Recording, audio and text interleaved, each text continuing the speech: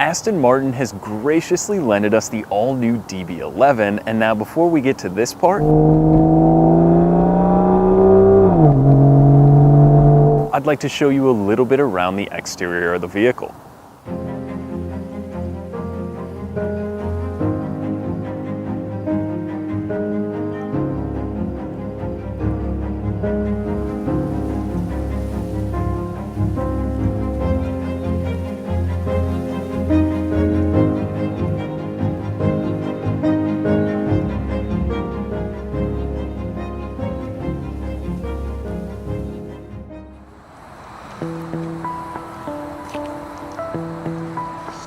So now we have to start at the heart of the beast, and through this clamshell bonnet, you're gonna find the all-new 5.2 liter V12. That's gonna be a 600 horsepower twin turbo model.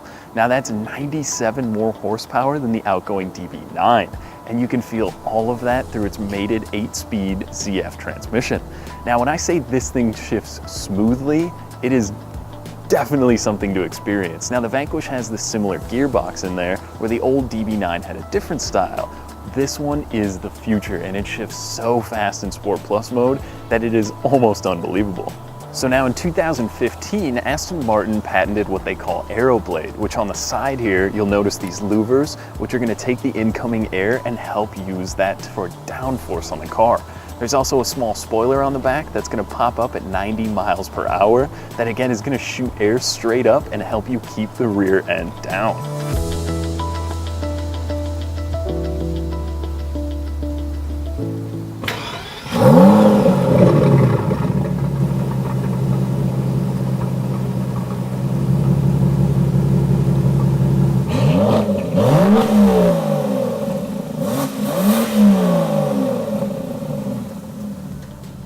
All right, so let's select drive.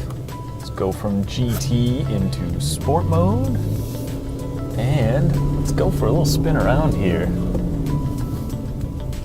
So now, the DB11 is a wide car. That is one thing I had to get out of the way first, because I didn't realize it's about an inch wider than the DB9, but that does make quite a bit of a difference. I mean, the visibility in the car, the windows are so small, but the side mirrors are really large, so it is pretty easy to see out of and drive. But, I mean, with 600 horsepower, you really don't have to worry about what's behind you anyways. You're just gonna worry about where you're going, and hopefully in a straight line, because when you go into Sport Plus, the shifts are so fast and the car is so good that, I mean, that's 1, 2, 3 like nothing, and I was barely maybe at quarter throttle. So it's a little wet today, so I don't want to get too crazy with it, but you could tell that you could take this car out to the track, and before you got there, I mean, you'd have such a comfortable ride there that you wouldn't even think about trailering this thing up there. I mean, in GT mode with the suspension set kind of to its softest setting, this road is terrible. I drive on this road all the time, and it is not that bad. I mean, this is a sports car, so obviously the ride's going to be a little firm and it's not going to be the best, but I mean, overall, I'm really impressed at how nicely this car handles and rides, because I knew it was going to be good, but I thought it would be bouncy and I thought it would be a little bit stiffer. I mean, you can click on the steering wheel here to stiffen the car up, and Sport Plus mode, it is really bouncy. It is definitely stiff. You're gonna wanna leave that one for the track, but I mean, just regular GT mode, soft setting, you're cruising along, and now they did get a lot of this infotainment system from Daimler and Mercedes-Benz, so you've got a system that now works. The map is good, you can change your radio station, your controls are on the steering wheel, there's a bunch of voice commands on here. Everything now is simple and easy to use. Like, compared to the DB9 to the Vanquish, that's kind of how this is. And it's a lot more like the Vanquish than the outgoing DB9. Comfortable, it looks so good. I was kind of one of the naysayers when it first came out. I loved the DB10 and I was really mad that they weren't building that car. And now the DB11, I saw it wasn't the biggest fan, and now seeing it in person in this red color that I've also seen on the Vulcan, which is unbelievable. It looks really good. Where those AeroBlades are, that black kind of paint matches and meshes nicely with the wheels, and it all just kind of comes together. But I mean, the Bang & Olufsen sound system, I don't know why you would ever turn it on, because you can just keep clicking down gears and make your own symphony. It kicks in so hard at 3,200, but you're still getting power below that because it's a V12. And I mean, it's 600 horsepower. So that when it does come on, the power hits you just like a ton of bricks and continues pulling.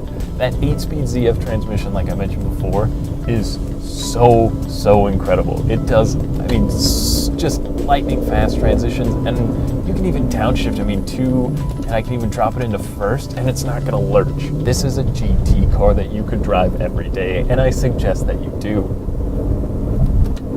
Or if you want, kick it down a couple gears and just let it go. Oh my, that is so fast. It's just lightning is the only way you can describe it. Lightning fast. I mean, overall, the steering wheel now is a little bit different. I like that Vanquish steering wheel with the flat sides. This one kind of seems like it's almost an oblong oval shape of sorts, but it's comfortable. The seats, the bolsters are fully adjustable, so you're not stuck with what you get. And Aston Martin's always done such a good job of having comfortable Grand Touring level seats, and these are absolutely no different. And with Q by Aston Martin, the customization or the bespoke options that you can go through in this car, I mean, it's endless. It literally is endless. If you want a blue car with purple whatever and anything else, you can do that. You can make it as ugly or as pretty as you want. They give you the option. But when it comes down to it, right now there's the one engine option, and it is just unbelievable. The symphony is the sound, the noise, the drive of this car is just so beyond the DB9, and that's an unbelievable car. But it was a little outdated. Now the DB11 definitely gives you the style, it gives you the performance, it gives you the ride, and it also gives you the price tag. I mean, they're starting kind of in the low 200 range, which is a lot of money. But that being said, this is a lot of car. I mean, every part of it now works together so seamlessly that the soft touch leather is, I mean, something you have to feel. You can't describe how it all blends together in here. And I mean, overall, between the strange features now to me that seem so odd in a sports car, to have cylinder deactivation or to have an auto start stop. Now, if I come to a stop, the car will shut off and then it will kick back on again. It's helping me save gas. In my $200,000 car at $2 to $3 a gallon, do I care?